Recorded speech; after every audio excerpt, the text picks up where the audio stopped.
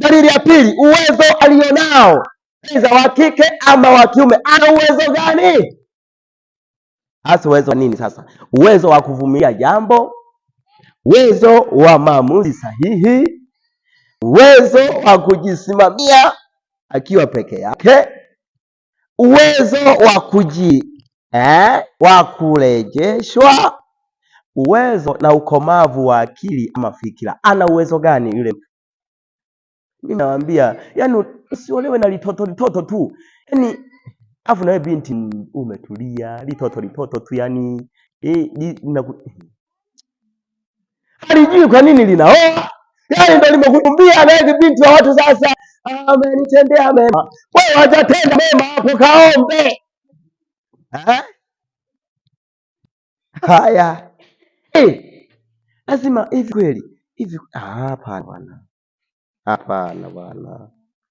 Kuna mahali mtaenda mtofautiana. Hivi unajisikiaje?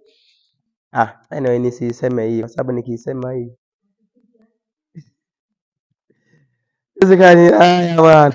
Bwana Yesu asifiwe sana. Kwa hiyo hakikisha unaelewa uwezo wa mambo, uwezo wa kuvumilia. Mwingine hana uvumilivu. Akikuomba hela ya nguo toa hapo hapo. Huna, hamwelewani. Adhabu mtajuana. Taisha baadaye, taisha. Kwenye ndoa utakuja kupata majuto mengi sana, mengi mno. Kwa hiyo anza kufanyia kazi haya mambo. Usioe tu mtu ambaye hana uwezo wako. Yani sio uvumilivu. Kuna watu haya.